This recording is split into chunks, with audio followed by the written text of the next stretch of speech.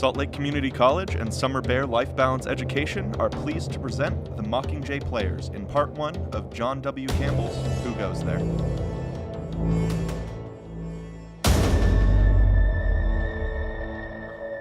Whoa there, whoa, okay. We'll get you supper soon enough. Come on, let's get you inside. Hey, Robbie, you pulled it well. That's a boy. Connors. Hey, colleague. The boss wants us all in the mess. When? I have to feed the dogs. Feed him later. She says now. Oh, you hear that, boys? He says now.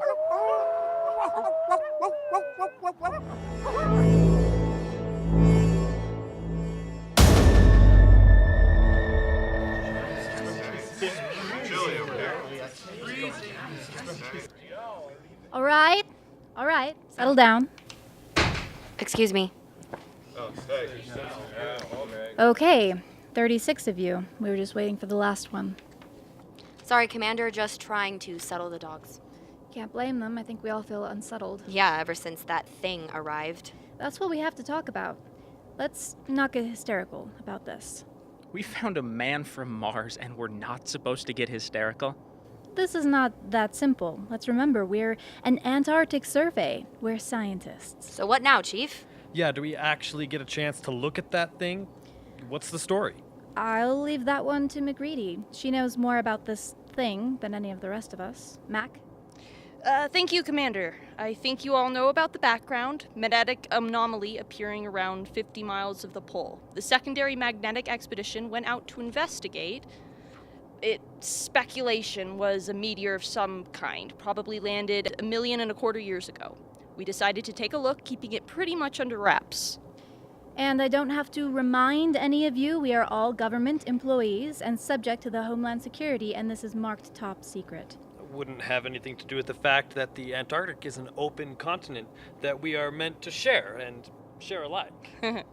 Yeah, Kinner, it might just a bit. Of course, the small fact that the Army managed to destroy what we found while trying to get it out of the ice just might have something to do with it too. So it's not a rumor. There was a ship? There was a ship, sunk pretty deep into the ice. Seismic activity had been pushing the ship up for a long time.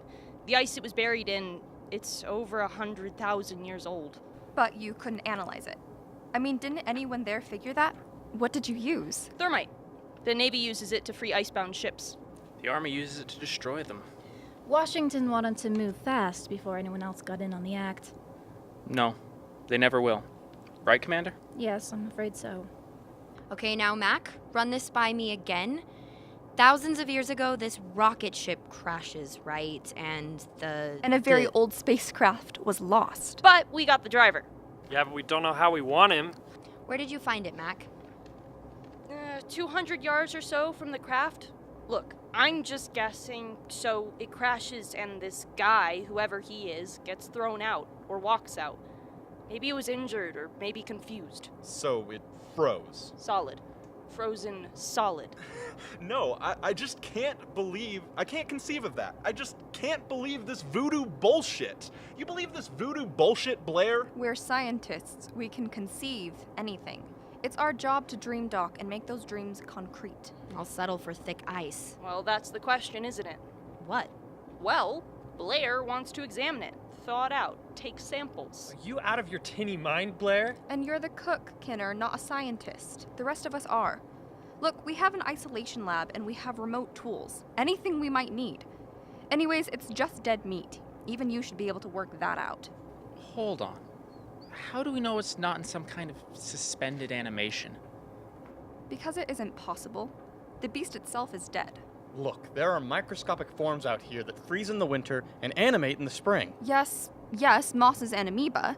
Nothing this complex can survive. That I am sure of. But microlife could.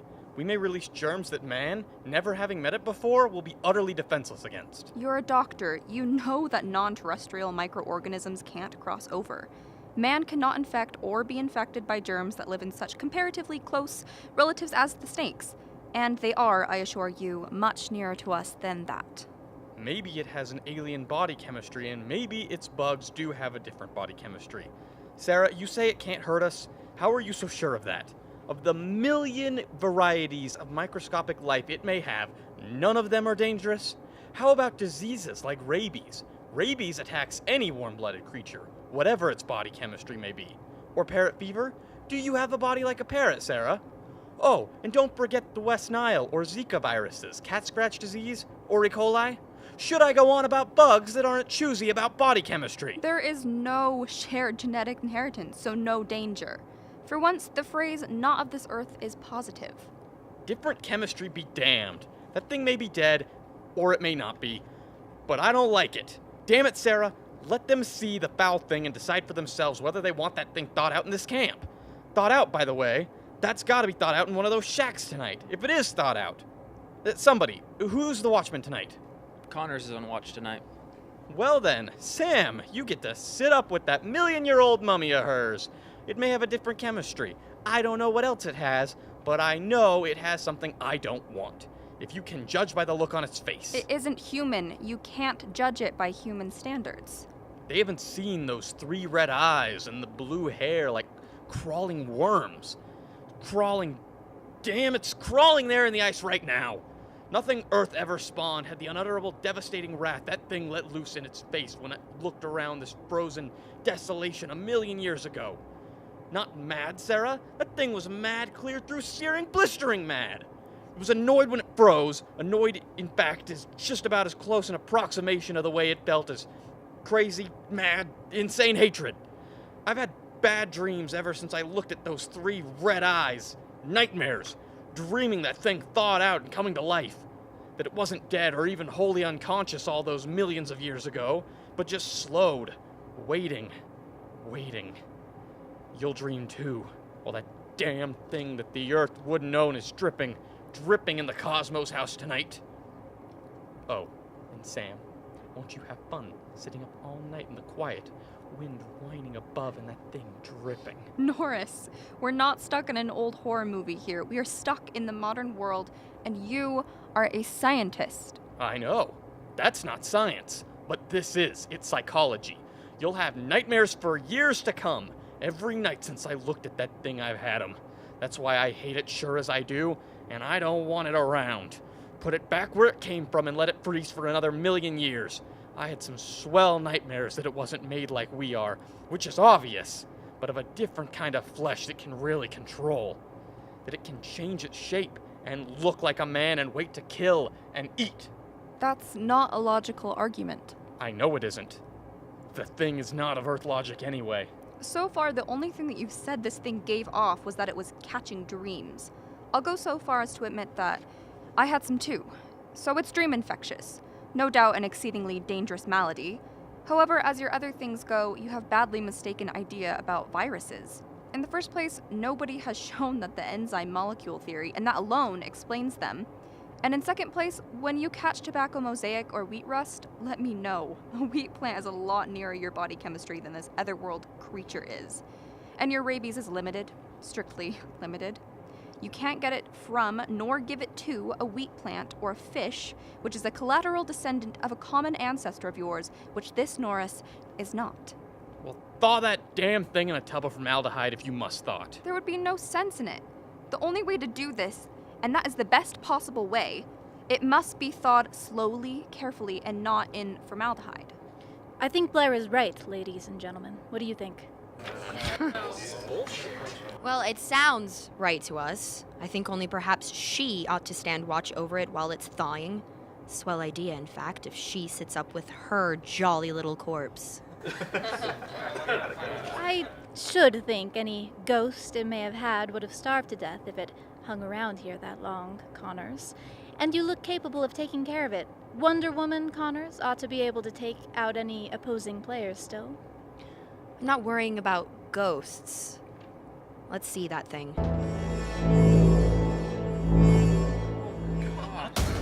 What even?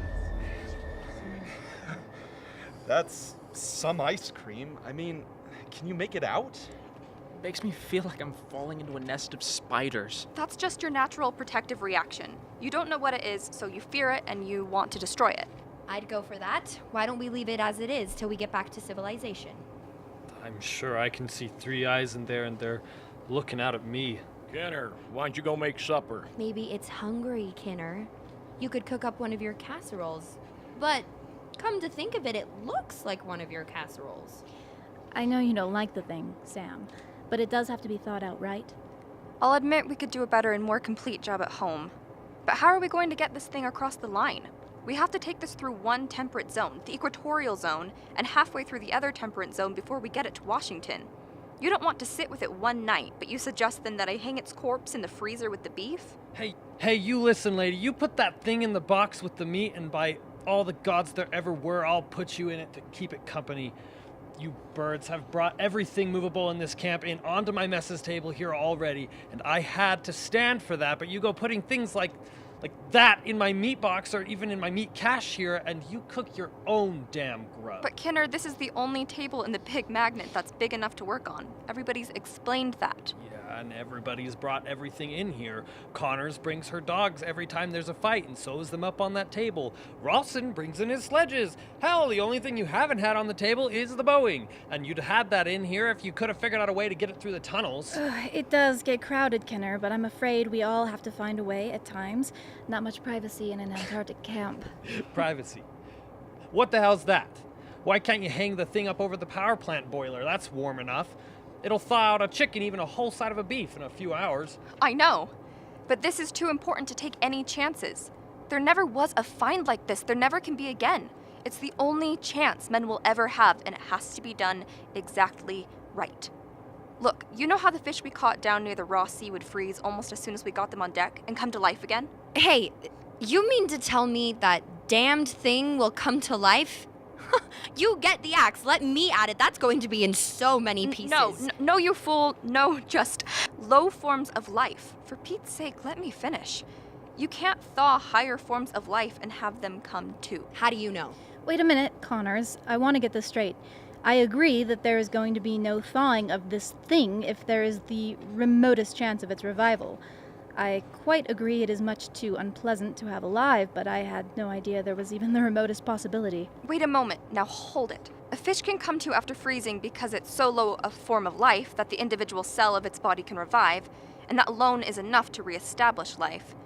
Any higher forms thought out that way are dead.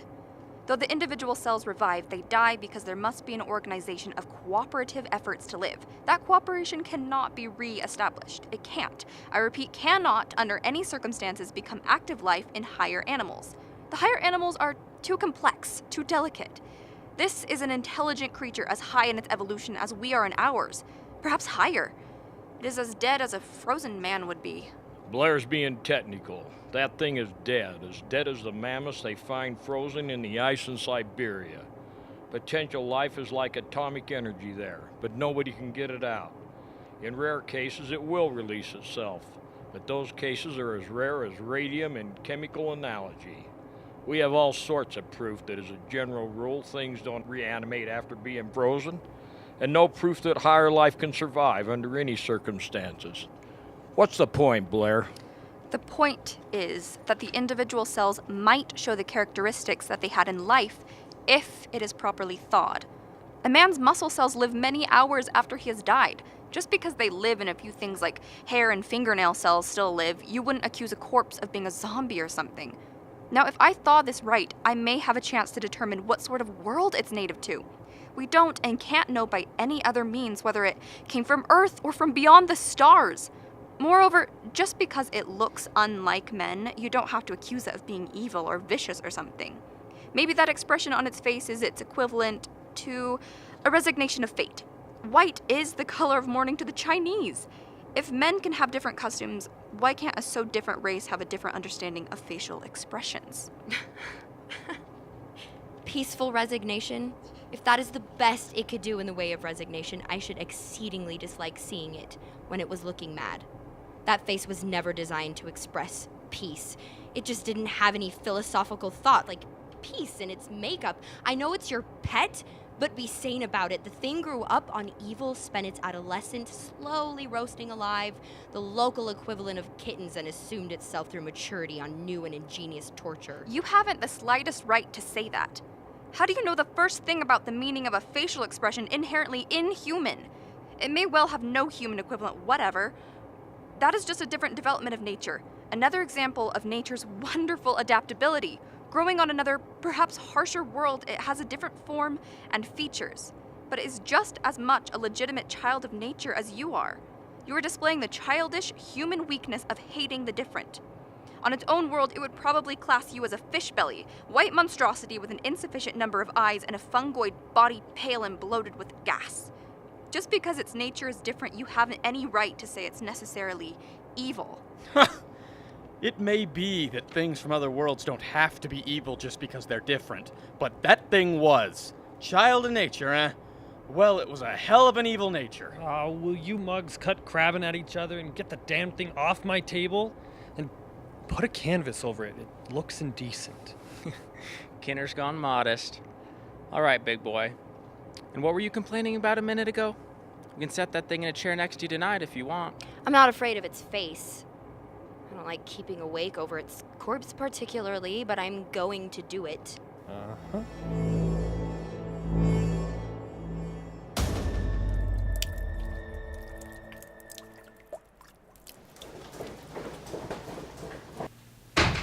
Blair!